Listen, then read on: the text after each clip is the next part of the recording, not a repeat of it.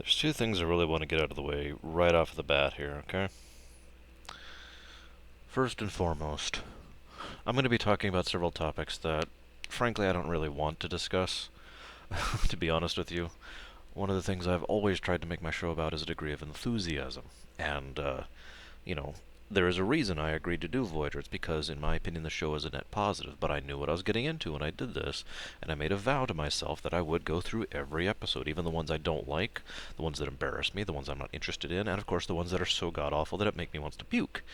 Now, this isn't the latter category. This is just bad. Mixed mostly with disinteresting, actually. But that's not really the point. Let me emphasize my point right here. Shoot, where'd it go? I left it upstairs, didn't I? Well, that just kind of emphasizes my. I have those little pads and stuff. I was just going to show you the pad I had for this episode. See, what it does is I usually have the episode running either on my computer upstairs or on the TV or whatever, and I have. Usually I'm doing something else at the same time, but as I'm going through it, as I'm listening and watching, I will pause it whenever something really strikes me, and I go, ooh, scroll, take note, that kind of thing, right? Well, I was going to show you an empty pad to really get the point across.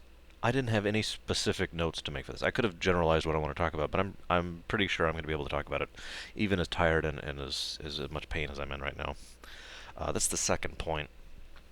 Real life's been kind of doing me a number lately, and I actually haven't recorded a video in several days now, and I've been living off of my queue that I'd built up in advance. So I've reached the point now where I've got I've got one video which will last me for my today, when I'm saying this, and that's basically it. I need a video for the next day, and honestly, I just watched this episode anyways, and it's in my mind, and I want to get it out there, even though I feel terrible. So I do apologize if I get a little more rambly or a little more unfocused. I am very tired. I'm having a huge trouble sleeping right now. It's none of your business, I know, or rather, I should say, you don't care. But I just trying to explain, okay? Now let's summarize this episode, okay? Elogium is an episode with four plots: sex, sex, sex, and something that has to do directly with sex, okay? This is what we in layman's terms refer to as a bad thing. And I'm going to try to describe why as I go through this. A lot of what I'm going to be talking about, there's actually one other big point I want to make. I'm going to give you guys one of my opinions basically right off the bat here, my next point I'm going to get into. And it's about sex as a generalized concept, okay? But I'm also going to be talking about the ways people approach sex, the way people approach pregnancy and STDs and birth control, that kind of thing. I know several people, personally, of course, but in general, have strong opinions about these things, for, against, in between, whatever. And that's fine. Again, I am just trying to stress two things here. One, I am not trying to insult or injure anybody through my words. I know not many people watch my Voyager reviews anyways, but I really am not. I'm not trying to do that. I'm just trying to discuss this issue within the fictional setting that it is, okay? And two, other than that one opinion, like I was saying, I am actually going out of my way to not give my opinion. Now, I have my own reasons for that, of course, but the strongest is to get across the fact that I'm going to be discussing things that I may or may not agree with, and I'm not going to tell you that. I don't want you guys to assume that I'm in favor of blah just because I mentioned blah, okay? I want to make that clear right here at the offset, okay? Sex. Now, in my opinion, there is a baseline when it comes to sex, okay? And that is, sex is a part of life. Period. The end, okay? Now, you could always pull out technically as arguments, extremities, that kind of thing, but that is the baseline, right? And that's kind of my point. Everything past that is a matter of opinion, a matter of preference, a matter of experience, a matter of belief, a matter of what's the other word I was going to look for? Tradition. There are so many things that define how we as human beings think of sex as, and it's actually one of the more varied and often discussed topics. Go figure. There are people who think of sex as purely a procreative thing. There are people who think of sex as though procreation is a bad thing. There are people who think of sex as though it should be only done under certain circumstances, or only with certain people, or only at certain times, or only in certain ways. And I could keep going on this topic for absolutely forever, right? But that's not really the point. No, let's go ahead and talk about sex in a general, and then we'll start talking about sex and Trek, right? Sex in general, this is going to be brief. Here is my opinion. I said I was going to say this is my one opinion for the episode with regards to these volatile topics, as I call them. To me, for me, sex is something that is very private and personal. It is between me and her, and that is basically it. There are probably extraneous circumstances in which it needs to go past us for whatever reason, but in general, no, it doesn't. It's something that is between us. This is something I've always been very open about with everybody I've been with, which is more than I'd like to admit to be honest with you. But I was a kid too. um, and I guess the regret in my tone kind of gets across my point already. I've always felt that it should be something more, and I have failed on that in several times in the past, which has only strengthened that thought in my breast. This is this experience thing I was talking about, right? It is my opinion that is the sort of thing that should be personal. Now, I'm not going to talk to you guys about my personal experiences because, duh, I just said why I'm not going to. I believe, I think, I feel like that is me. Something that is between me and her or them, or however you want to think of that. It is literally no one else's business, right? But that is my view. Now, the catch here is that I understand fully that not everyone thinks that. In fact, I actually know very few people.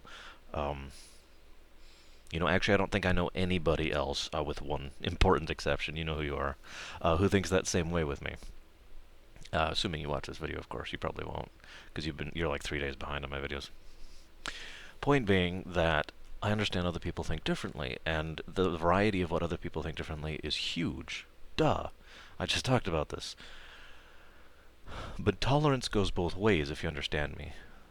If you start talking to me about your sex life, to be a little blunt, I don't want to hear it. I have no interest in it. I actively have a disinterest in it.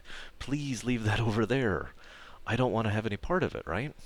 Now, I will try to communicate this in a, normal manner, and hey, I'm sorry, can we just drop this, something like that, and then if they ask, I'll explain why. But that also kind of goes both ways as well. For example, if they think it should be something more open or whatever, and they want to talk about it, or if they need to talk about it, then okay, I'm willing to meet them halfway on that, because, compromise is kind of the foundation of society, and I'm with that. This is why I don't really want to talk about this in general. Period, the end. I really don't. I know I keep saying that tonight. But I did make a vow that I would go through these episodes, and while the enthusiasm thing is very important to me with my episodes, one of the things that I feel is actually more important than that is being fair. As much as I am capable, I am human. I fail, but I still try. So, sex in Star Trek, okay? Star Trek fails at sex. I'm sorry, it does. It's always had. Any episode that is actually focused on sex tends to be bad. Let me give you the pinnacle example, in my opinion. And I just lost the episode name. I was literally just thinking about it. Let He Who Is Without Sin, which is a Deep Space Nine episode. Let me make this clear. I am the kind of person who will sing the praises of Deep Space Nine. I love that show. I love its characters. I love its plot lines. I love its development. I love its execution. Beautiful show. It still has its flaws. And that episode is arguably, I'd say, probably the second worst episode of Deep Space Nine. It's kind of a tie-up. I mean, several of the season 1 episodes were pretty bad, but, it's down there. And that episode's plot is sex. And sex, actually, when you think about it. The problem is, Star Trek has always approached sex in one of two manners, okay? It's either in the focus or it's in the background. Now, I'm going to talk about the focus first, because I have more negative to say about that. Whenever the sex is the focus, Star Trek tends to take that I want to call it the grade schooler thing, but I don't want to be insulting to grade schoolers. It's the thing where, ooh, he said Seymour butts. Oh, that's so funny. There's this juvenile attitude about the way they present themselves and the way they present it, and it's so pathetic. I'll just say it flatly. It is so pathetic that Star Trek, a show that has billed itself as being progressive since the frickin' 60s and 70s, is so juvenile when it comes to this topic. And this isn't really a new thing. This has been around basically since forever with regards to Trek. In fact, this is also something that is still new. In J.J. Abrams' film, sex was still kind of a thing. And it's just, really? You had to, of all the things you wanted to keep with regards to Trek, that's the one you chose? So, that's always been a sore spot for me. And I don't really have much else to add to that. As I've said before, sex is the kind of thing that is an adult topic. To be a little bit blunt, it is a topic that should be mature, is what I mean, not juvenile. While someone who is young may have sex as a point, as a problem, as a difficulty, as a whatever within their life, as something to consider, to put it in the most neutral terms I can think of. The topic itself, in my opinion, I guess this is my second opinion I'm giving out here, should be something that is considered in a mature and adult fashion. Star Trek fails at that miserably, and there might be an example. Forgive me, but I cannot think of an episode in any of Trek anywhere, or any movie or anything where sex has been treated with proper respect. And that's really what it comes down to, a degree of respect. This is something that is a volatile topic for a reason. People tend to get actually angry, upset, hurt, emotional. When you... One of my favorite books is called Q Squared. If you haven't read it, I highly recommend it. One of the topics in that is a woman, whose name I don't even remember, is being interrogated by Trelane. And he wants to know why it is that the symptoms that can be encountered during sex, or actually romantic entanglements, but sex is brought up into this specifically, is similar to the one when you are fighting a battle, when you are in danger, that kind of a thing. And one of the things that's discussed actually it was Troy, wasn't it? He was talking to Troy. That's right, he killed the other girl. And anyways, I'm sorry. One of the things Troy brings up, and I liked this quite a bit, is that sex is an extremely vulnerable act when it gets down to it. Now, there are certain people out there who can get around this or pretend to get around this, but for the vast majority of us, we are exposing a part of ourselves, literally, physically, and as well as emotionally or mentally or spiritually, whatever you want to call it. We are exposing ourselves. We are opening our weak spot. We're on the boss fight, and we're like, "Oh, here's my big weak spot," and there's a terrible vulnerability in that because it is extremely likely that the other person will hurt you, even if they don't mean to. You follow? This is one of the reasons, one of many reasons why this is such a volatile topic. Why it has engendered so much of an emotional response over so many centuries, years upon years upon years of history. And that's why I think it should be considered, again, in my opinion 2 here, with a degree of respect, with a degree of dignity, with a degree of maturity. Now, let me talk about the second thing here. Star Trek, as the second way it approaches sex, is actually with regards to setting, and believe it or not, I'm okay with that. I may not personally agree with how they do it, or how they present it, I should say, but at least they do it well. Now, let me explain. Star Trek is basically a free sex society. Now, I want to elaborate on that a little bit, okay, if you don't mind. Within Star Trek, and this is mostly regard to the Federation, in all honesty, and Starfleet in particular, but mostly the Federation, and especially humans, okay? They have the technology to make STDs non-existent, basically. If they exist at all, they can be fixed with a hypospray. If not with a hypospray, then within a couple weeks or days of hyposprays.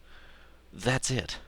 In other words, STDs have been removed from the equation. Diseases and that one. The only STD we ever see in the entire series, again, I could be missing one somewhere of all the many episodes, is in Voyager, believe it or not, the episode The Disease, and even that wasn't actually a problem. They fixed it within no time whatsoever. Then, the second problem with regards to sex, with regards to the second obstacle to having sex with whomever you want, within a purely mundane term, again, disease being the first one, is pregnancy. But one of the things we also know and are shown and are implied often is that the birth control rates, or I'm sorry, the birth control methods, whatever they is, and they never actually discuss it, and that's a good thing, they have in the Federation, are basically 100%. It could be implied that, they simply have a very good morning after way of dealing with the problem, and I don't know what to say about that, honestly. Again, I don't like touching on that topic at all, the whole abortion thing. I just want to leave that all alone. I have my own opinion, and I'm not saying it. But one way or another, the two mundane problems with regard to sex have been ejected out the window within Star Trek, okay? Now let's add on to that 2 other factors. 1, the holodeck. Yes, I know this only applies to more recent Trek, but we do know for an absolute fact within canon that holosex exists. Quark used to make a living off of it. Period. The end. Now, you could argue that people within the Federation don't do that, to which I argue back. Just because that 90% of them don't doesn't mean 10% do, doesn't mean 5% do. It is actually extremely likely, I would say, that several people do. And indeed, to be completely fair about this, there are several benefits to mention to that. Again, I'm trying very hard to keep my opinion out of this, but looking at it from a purely neutral perspective here, if all you want is the physical intimacy without I shouldn't even use the word intimacy. The physical pleasure. Without the intimacy, without the affection, without the emotion, without the connection, without that vulnerability I mentioned, then that's basically the way to go, isn't it? And that raises its whole other can of worms that, frankly, I don't want to get into. I've already semi-talked about the whole holodeck issue before, and I don't want to get into that again. Suffice it to say, it is. I can almost guarantee you it is something that happens within the Star Trek setting, okay? Regardless of Quark and that type of thing. Now, all of this combines to make an environment in which sex is something that any two adults can do basically whenever they want it, for basically whatever reason they want to, okay? That's, again, this is completely ignoring all emotional concerns, all intimate concerns, all affectionate concerns, all mental concerns, basically. This is purely the physicalities of the situation. It is open, it is free. If these two consenting adults decide to, what's to stop them? And that's where that free sex thing comes in. This is where I was trying to explain to. Now, I want to stress this point, if I may. We here in the real frickin' world, especially within the general region I live in, the States, we basically already live within a free sex society where sex is a commonality. Now, oftentimes, it's not completely casual. It's more like I'm with a girl, or I'm with a guy, or whatever, and, I'm with a possum. And, you may only be with this girlfriend, boyfriend, whatever, possum friend, for like 6 months. Now, I admit I'm a little old-fashioned, and I don't want to cast judgment, but 6 months sounds like a very short period of time to me. Granted, I've been with someone for a while, but you get the point, right? So, looking at that kind of situation, they're already willing to do sex here, in real life, even though pregnancy is a very real concern, even though STDs are a very, very real concern, even though all those vulnerabilities are a very real concern. Imagine a society where all of that has been removed. Or at the very least, 90% of it has been removed. And I think you get my point. Now, this is something Star Trek has always emphasized in the background, ever since the original series. It is really the free sex thing. Any two consenting adults, go for it. I'm not saying I'm in favor of that, I'm not saying I'm against it. I am saying that they at least approach that relatively well, because that has always been the consensus, and they've always kept it in the background, except when they actually have a sex episode, like Use Without Sin. Or this one. Yes, I know, I'm finally getting back around to the episode. So let's talk about several of the plots within Elogium, shall we? Now that we've covered sex and sex in Star Trek in general. The A plot, as defined by most people's definition of A, which I actually would say is the B plot in this case, most people define A plot as the ship plot, whereas B plot is the character plot. It's up for debate, and I'm not saying my way is wrong, or their way is wrong. But the ship plot in this episode has to do with the fact that several space creatures want to mate with Voyager. Yes, really. That is basically 100% of all I'm going to cover about that topic. I'm done, moving on. I mean, really, what else can I say to that? So next point. The second plot, and arguably the main plot, is that Kes is entering the period in life where she can have a baby. I kind of want to save that for last, because that's the worst. Now, the last of these two plots, which are without question the A and the B plots, there's also a C and a D, okay? The C is the ensign woman whose name I unfortunately can't remember, I do apologize, who is going to be a recurring guest star throughout a good portion of the show, and her being pregnant, right? I mention this because it's just a tiny little thing in the background, and it actually is more part of the plot of the fact that the crew are going to start pairing off, which I will basically be discussing when I get to my changes section. That plot I mention because that's one of the 2 points of this whole episode that's actually going to have a degree of continuity. Yes, really. Her baby, she is going to be pregnant for some time. She's actually going to have her baby, on the show, and her baby is going to grow and become a guest star and a recurring actress, or recurring character within the series. It came out of Elogium of all things. My God. The other one is the Neelix is jealous plot, which has already started. I mentioned this way back in the Phage, I believe it was, which is when that really started. But this is when it really got going. This is when it got overboard. I have talked before about the idea that Neelix scenes tend to start with a core or gem of goodness in them, and then someone gets a hold of it and just ruins it. apparently whoever was doing those core and gem, the framework writings got fired or something, and out of a cannon into the sun because the guy who was doing the stupid scenes came in and said, "I could write for Neelix. Here, let me write him as a complete frickin' psychopath."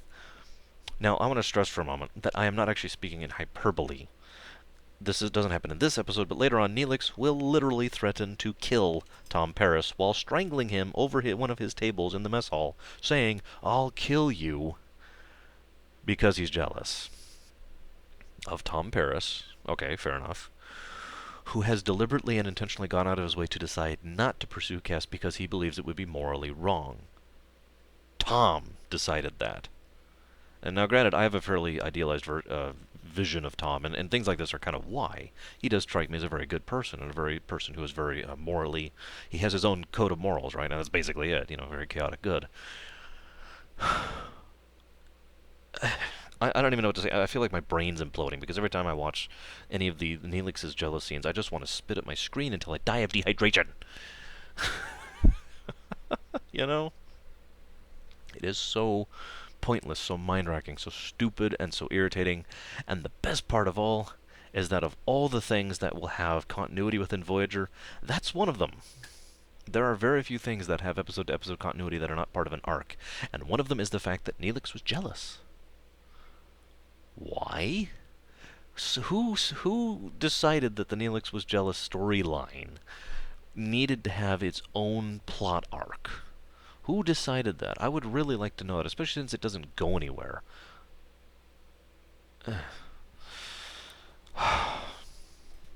Now, frankly, I don't have much else to say about this episode other than the fact that it's bad. I don't think I've gotten that point across enough yet. It's bad. It's bad.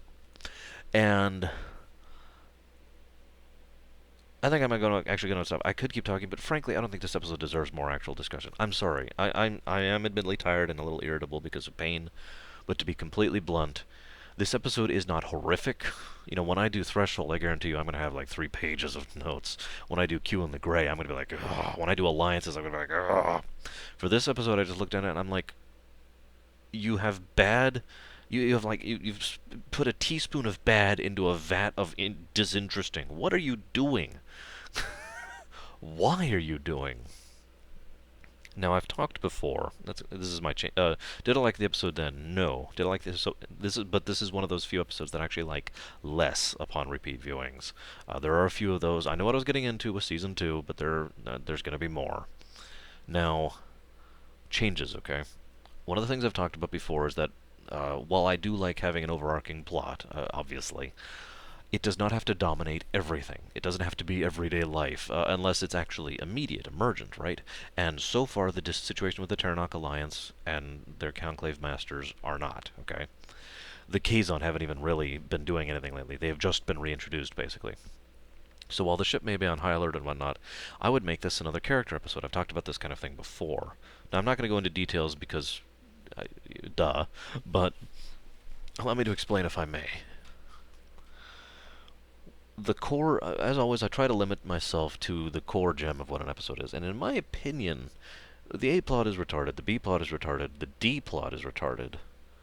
But the C plot is a very real issue. Let me try and discuss this in a respectful manner as I can. One of the cardinal rules that's been true since forever is you do not mix your romantic life and your professional life, if you can avoid it. There are exceptions, of course. There are exceptions to just about everything. There are certain circumstances where it might work. There are certain circumstances where it might work for a time, and then slowly get worse. There are exceptions here. But the general rule, and I think many people out there will agree with me, is you just don't mix those two things. And there are a lot of reasons for that. I'm not going to go into it. I could literally do a whole 3-hour video on that sentence alone. I really could. It is a very complicated topic with a lot of mess behind it and a lot of reasoning behind it, but I don't want to get into it, so just kind of take my word on this one, okay? In a nutshell, a professional life is, and indeed is supposed to be, a completely different style of existence from a personal one. Let me give you the single most extreme example I can come up with right here. The boss and his or her subordinate. That is a powder keg waiting to happen if you try to mix romance within that. there are so many things that can go wrong there. I don't even know where to begin. I mean, obviously, assuming the obvious problems that might happen with regards to taking advantage of the situation. I'm not even talking about molestation or unwanted advances or things like that. Literally just taking advantage of the situation in small ways and medium ways, however you want to do it. And that also goes in both directions, believe it or not, because the underling does know a great deal more, thanks to the romantic connection, about the overling, the boss in this case, than a normal underling probably would. And if they decide to get political about it, and of course the boss is in an obvious position to affect the employee, because boss and duh, I don't even have to elaborate on that one. Never mind the fact that the tension. Most romantic relationships have problems with tension in general because, let's be honest, human beings. Well, let's just say there's no such thing as the absolute perfect match, and I do stress the word absolute. Okay, I'm not saying there's not such a thing as love at first sight, or true love, or a good match, or an ideal match, but an absolute perfect match, which I literally cannot emulate with my fingers. There's actually nothing I have within my capacity, or indeed within science, that can actually apply a perfect match. It's like a perfect circle. It doesn't exist, right? Yes, I know they're working on that. But just bear with me, okay? Please. My point I'm trying to get across here is that no matter what you do, there are going to be problems between you two. Now, most relationships that last a long time find ways to work around those. Okay, I'm with that. I mean, my grandparents have been together for 70 years now. They have been married for 70 years. They're great. And props to them. I mean, really, I am genuinely proud of them for that. The reason they are that is because they decided to work it out. They met each other halfway. They figured out what they were going to do and said, okay, because they have problems. They have their own little fights. Everybody does. Friends do. Family do. Of course, relationships do. Especially with that whole exposure thing, the vulnerability thing I was talking about earlier. Now imagine that you're in a relationship and you have to add an additional layer of stress on top of that, which is the work life thing. Imagine that the boss has been yelled at by his boss that he has to boost production, and so he has to start getting hard on his employees, one of which he happens to be sleeping with, or she, or whatever. It doesn't really matter. They happen to be sleeping with. Now, they're not really trying to do that. They don't really want to do that. And I mention this because this is not a case of one being wrong or right. And that's kind of my point. Of course, there are situations where one's going to be wrong or right. Of course, there's the obvious and extreme example. I'm talking about the more mundane, real-life examples. The kind of things where nobody's actually to blame here. We're all at fault. We both have our own. I own up to this. I own up to this. We both have problems. Trying to work it out, kind of a thing. When you add an additional layer of tension and stress to that whole situation, it's just going to make it worse. Why am I bringing all this up? Because one of the things that has been true is that having a honest-to-God relationship on a ship has generally been a no-no for quite a while. And in fact, there are very, very few shipboard relationships that have worked, especially if both members happen to be a member of Starfleet. One of the only examples I can think in fact, actually, a friend of mine had this discussion recently. We only could think of one truly good example of a successful relationship within the course of Star Trek ever. And that is, of course, O'Brien and Keiko. And Keiko wasn't a part of Starfleet, I just feel like pointing out. She was the family who was on the ship. Now, granted, she was on the ship for other reasons. He met her, blah, blah, blah. Not getting into that. My point is, that wasn't mixing professional and romantic life. He was Starfleet. She was civilian. Makes sense to me. And it's interesting to mention that because most of the other relationships either didn't last, didn't work, or had their own problems because of exactly what I was talking about. All of this is a point to get across the fact that, in general, the baseline rule is you don't do that. And there's plenty of reasons for that. Voyager is in what is effectively, when you come down to it from a literary perspective, a post-apocalyptic scenario. There is a very slim hope that things are going to get better, aka they'll get home. They are completely on their own and devoid of resources to the point where even survival is a consideration. They are basically completely surrounded by enemies, especially in my version, where they actually are actively, as of this moment especially, in enemy territory, an enemy that has already tried to get to them twice, and sort of succeeded both times. In this environment, romantic entanglement, affectionate entanglement, intimate entanglement, and sexual entanglement are basically a given, if you follow me. The rule books get thrown out the window when you get to a post-apocalyptic scenario. And I know this doesn't quite apply, but it's the same general concepts when you break it down, when you put it into the crucible and bear it out. What we have here is a situation where all the rules, not all of the rules, but most of the rules basically don't apply anymore. And the very real realization that, frankly, people are going to get lonely. Let's ignore the sex argument for a minute. Let's just pretend sex doesn't exist. Boom. And the species dies out in 100 years. But no, seriously though. Let's pretend sex doesn't exist for this argument, just for a moment, okay? People are going to get lonely. People are going to want connection, intimacy, affection. People are going to want to be close to each other.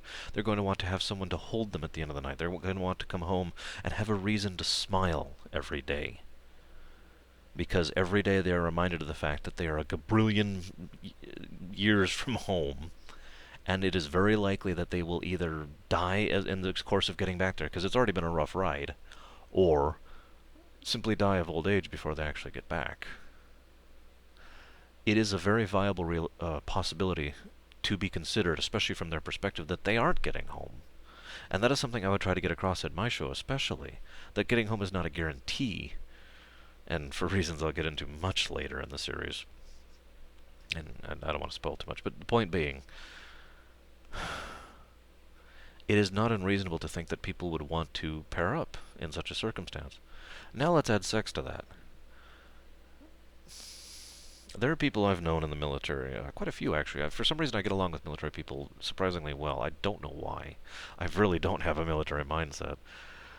And there's this one woman who I will not name, who spoke to me about how they were rather promiscuous with regards to sex, and just sex, pretty much pure on casual sex, whenever they were either in, about to be, or just recovering from a very stressful situation. And this woman happened to be in the Marines, so that was fairly often, all things considered. I mention this because whether or not I agree with it, and I'm not giving my opinion on the matter, that is something that is common here and now in real life. That is something that is a reality. Now, granted, it depends on the individual, but let's just say this woman is not the only one I've heard with this particular type of mindset. And it has been argued that it is a very logical thing to do, because A, they might not be there tomorrow, B, it is an excellent way to reduce stress, as much as I hate to get clinical on the matter, but also, still speaking clinically, C, it is also a great way to get your mind off the matter immediately and to not fret and worry and get tense and all that, right? Now you're on a ship, and you have no STDs, and you have no risk of pregnancy, and the only people you can mate with, at least that you're aware of, are the other 100+ people who happen to be around you basically every day. That is going to happen. I'm sorry, you know? And, I'm not casting judgment here. Now let's mix the two together. The fact that this is a free sex society to begin with, the fact that these people are alone and are going to want that kind of comfort, because let's be frank, sex can be a very comforting thing. It can. It can be something that is a source of consolement when you basically have nothing else. Like, I don't know, being on a ship in the middle of nowhere with no allies or no friends. Just spitballing here. And we add to that the desire for romantic connection, to be emotionally bonded with someone in a long-term relationship. All of this combined means that, and I apologize for being so verbose on this, I'm probably being way more than I want to be. All this point I'm trying to get across here is that this is a very serious and genuine issue, and one I think needs to be treated with actual respect. People are going to pair off. Some people are just going to start making rounds, basically. And to be a little blunt, that sort of thing has to be acknowledged and in some way or another dealt with. Whether that is a completely hands-off approach, whatever, or if it's, okay, we're going to start keeping track, we don't want there to be drama and gossip on the ship, or actually trying to enforce some kind of rule set. For example, that immediate boss-employee relationship, the chief engineer should not be with one of the engineers, the security officer. I know Tuvok wouldn't, but the security officer should not be with security officers. You get the general point, right? Now, there's also a couple other things to be considered in that. For example, Catherine Janeway does have someone back home. Spoiler alert for later, I'll give you a moment to think. We do eventually find out that her fiancé back home moved on. And I'm not going to talk about it in length here, but I just want to mention that because that is something that is already on her mind. It has to be. She's already been out here for a year. I want you to imagine for a second that you've been with someone, okay, and you've been with them for a long time, and then they're gone. And a year passes. A whole year. Nothing. Zero information. Zero contact. No idea what happened to them. No idea what happened to the ship they were on. Nothing. I hate myself for saying this, but I cannot bring it in myself to blame someone for moving on in that circumstance. I really can't. As much as I would like to cling to the romantic ideal, pragmatism does tend to take precedence in the real world, and especially within the realm of fiction, believe it or not. So, all of this is bring across the point, who can the captain be with, either sexually or romantically or both? She is the boss of everyone on that ship. She has responsibilities, especially my Janeway, who is actually a competent captain. She has responsibilities. She has to constantly maintain that particular aura of command while at the same time being approachable. She has to be familial while at the same time being distant. It's a very delicate balance to maintain. Now imagine that you're having sex with one of the lower with any other member of the crew, because it doesn't matter who it is, because they are automatically lower than you on the rank chain because you're the captain. That's a whole complication in and of itself. Now, I said I didn't want to get into details. I'm basically, this is basically the point of the episode in a nutshell. This whole issue and how the crew would adapt to it, how they would discuss it. For example, I would really like to have a revealing scene between Tom and somebody, probably Harry Kim in all honesty, where Harry, especially in preparation for an episode that's coming up soon, I would have Harry talk about the fact that he doesn't want to pair off with anyone. He has someone back home, and he's going to maintain loyalty to her because A, it strikes me as very in character, and B, I like the idea of two members of the crew actually staying loyal to their people back home. In case you're wondering, Tuvok would be the other one. I like that idea, and I like the fact that it should be. It should exist, if you follow me. There should at least be some people on the crew who say, no, I'm not giving up. I'm not giving up to pragmatism. I choose to believe in the idealism. By the same token, Tom would point out the obvious point. You may never see her again. You may actually get home and she may be 90. She has probably already moved on. You know? But Kim would stick to that, and then he would ask Tom what's going on, and Tom would probably hedge around it for a little while before finally revealing in a moment of honesty to Kim that, well, I don't want a fling. I don't want a casual relationship. I want someone I actually feel for. And Harry is like, well, there's nobody you feel for on this ship? And Tom would be like, and I think this would be very revealing for his character, Tom would be like, I haven't been looking. You know? I haven't been sniffing around. Sorry, but, and I think that would be an interesting insight into his character, especially the way I perceive him. But I'm sorry, I'm getting off topic a little bit. One of the other ones I would have would be Janeway talking with Tuvok. I think that pair up is perfect in this case. Not romantically, but for this scene. Have Janeway and Tuvok discussing the fact, everything I've just been talking about, and the logic of the situation, of course, coming from Tuvok. But I would also love to have Tuvok, even after he gives his logical arguments, mention that, all logic aside, he will be waiting for Tamir, or whatever her name is, his wife back home, because he knows she'll remain loyal to him, and she is the love of his life. He has chosen her. They have bonded in ways that humans generally can't accept because they don't have telepathy and whatnot. Those two are two peas in a pod, and Tuvok is more than willing to wait for that. And I would like that semi-contrast there. It's not actually contrast, because that is actually very Vulcan. A lot of people tend to think Vulcans are truly emotionless and truly robots. That's not true. Vulcans do feel, they just suppress it, they just control it. And I think that would be both logical and reasonable for Tuvok to take that perspective. But of course, then the other side of that is Janeway herself. And Janeway herself and Tuvok would both be bringing up the same points. They wouldn't actually be arguing, they'd both be discussing the same side of the argument. She can't be with anybody. And I think Mulgrew would be able to get across a sort of melancholy in that, the realization that even if she decided to move on, which she hasn't yet, and even if she decided, if she found out he moved on, if she realized they were going to be out here forever, would she want to? And that sort of, I mentioned the melancholy because she's not even sure if she'd want to. She's not even sure if she would want to open herself up to that again, because within the situation, you could see the pain of the situation on her face.